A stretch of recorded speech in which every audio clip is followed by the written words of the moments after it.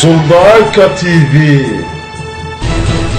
isbuucyadii dambe waxaa aad loo hadalhayaa dhiibista qalbi dhagax ee Itoobiya waxayna noqotay guuxa ay adalhaynta ugu ballaaran ee bulshada Soomaaliyeed meel walba ay joogto shacabkeena oo ummad ay kaliya indhooda qabtaan waxa markaasi socda ayaa durba bilaabay aflagaadada madaxda qaranka iyagoo aan si qoto dheer u eegin xaaladda socota iyo shirqoolka cadawga ummadda u maleegay madaxda dawladda laga soo bilaabo doorashadii taariikhda ahayd ee 8 February Itoobiya waxay isku dayday dhowr mar inay fashiliso dawladda cusub iyadoo mar walba soo adeegsan jirtay siyaasiyiin Soomaaliya qalbigana maxaaraka kuwaas oo sameeyay isku day ballaaran oo ay meesha uga tuurayaan dawladdan cusub oo cadawgu arkay qodax ku taagan isku dayadaasi waxaan ka xusi karnaa tii cadawgu isku dayay inay mooshin ka keenaan xukuumad aan 3 bil shaqeyn iyagoo adeegsanayay xildhibaano ka tirsan dawladda balse dana maxaar u jooga dalka waxaana hogaaminayay xidig haddaba markuu fashil ku soo gabagabay mooshinkii ka dhanka xukuumadda cadawgu wuxuu isweydiiyay maxaa sababay fashilkooda hadda markii horena sababi jiray in hagardaamooyinkooda ku fulaan si dhaqso ah inta kadib cadawgu waxa uu soo baxday inaysan guul ka gaari karin dawladdan cusub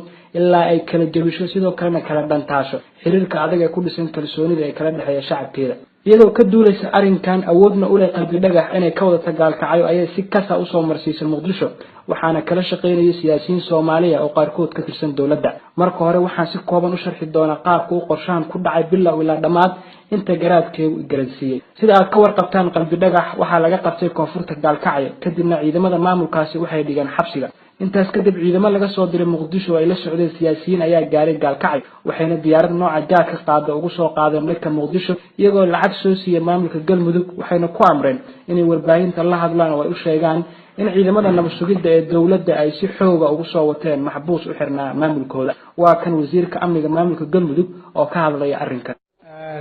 waxaan halkan maanta u hadlaynaa arrin ka dhacday galmudug arrintaas oo ah in ciidamada nabad sugidda qaranka ay nagu soo xadgudbeen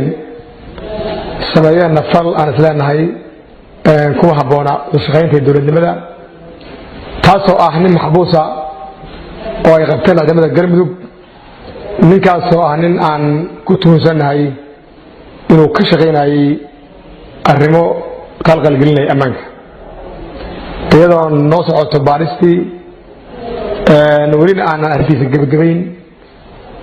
ayaa waxaa dhacday qayb ka mid a ciidamada nabad sugidda qaranka inay si qiyaano ah oo aan loo baahnayn oo kala fogeynaysa dawladda galmudug iyo dawladda federaalka ah ninka uga dhoofiyeen degmada gaalkacyo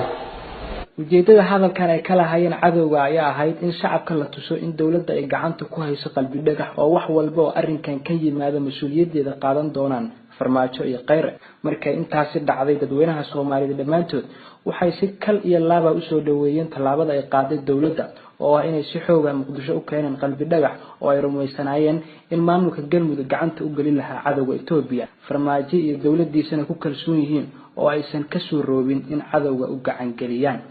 balse arrinku sidaan u fahnay ma ahayn ee waxa jiray qorshe ballaaran oo cadawgu hore u degsaday intaas markii ay dhacday oo qalbi dhagax la keenay Muqdisho waxay geed dheer iyo geed gaaban u fuuleen sidii ay uga dhaadhici lahaayeen farmaajo in Itoobiya loo dhiibo qalbi dhagax iyagoo adeegsanaya siyaasiyiin Soomaaliya oo isla dawladda qaarkood ka tirsan waxaan madaxda u sheegeen inuu jiro wada hadal hore ugu dhaxeeyay qalbi dhagax iyo Itoobiya iyagoo u keenay warqad muujinaysa in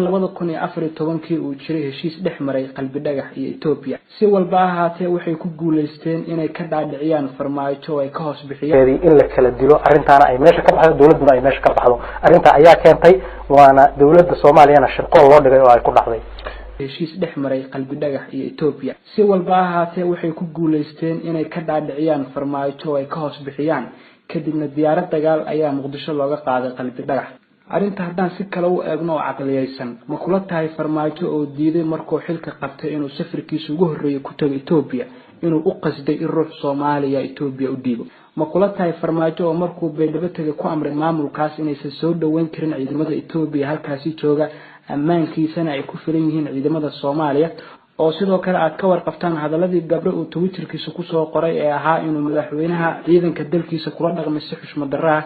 in maanta u qasdo in Itoobiya loo dhiibo qof Soomaaliya ma kula tahay iska daaya farmaajo qof xitaa daacad ka hayn wadaniyada balse haysta taageerayaal intaas la eg sidoo kalena og hadduu falkan ku dhaqaaqo inuu lumin doono taageerayaasha badan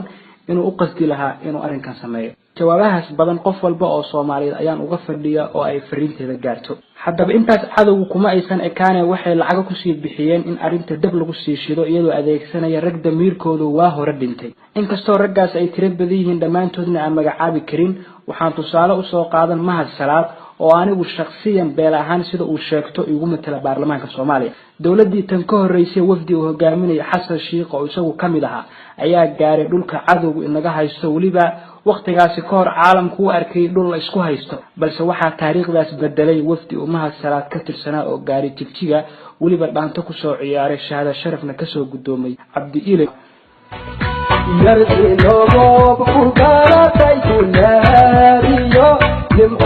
Mahad Salaad ma umulba sidoo hadda ku noqdo wadani ka xumaanaya dhibista qalbi dhagax mar hadii dhulkii uu dagaalamay qalbi dhagax hore Itoobiya ugu xalaaleeyay haddaba hadii maanta la weydiin lahaa qalbi dhagax ama qof walba oo ka tirsan jabhadda xoreynta ogaadeynaya keebaa idin wanaagsan kii cadawga gacanta ku galiyay xabsiga ku dhigay iyo kii intuu tagay dhulka aad dhiigeen u qubaysaan u xalaaleeyay cadawga caalamkana tusay in dhulkaas Itoobiya ay leedahay wax muran ah ka jirin oo ay la yihiin urur argagixiso ummadda Soomaaliyeed waa inay fahantaa waxa socda iyo mu'aamarada in loo maleegayo oo cadawgu ka damacsan yahay in iftiinka yar ee Muqdisho ka soo baxay daboolaan ugu dambeyn dawladdu hogaamiye Farmaajo waa inay iska soo dhex saartaa cid walba oo arrinkan ku lug leh sidoo kale waxa looga fadhiyaa madaxweyne Farmaajo inuu xilalka ka qaado cid walba oo arrinkan ka siisay talo qaldan ilaa madaxdu maaha malaa'ig cirka ka soo dhacday oo way qaldami karaan oo waa laga hoos bixin karaa dabinkana way ku dhaceen sida hadda muuqata balse marna qalbigayga ma siin doono in madaxdii shalay 80 milyan u diiday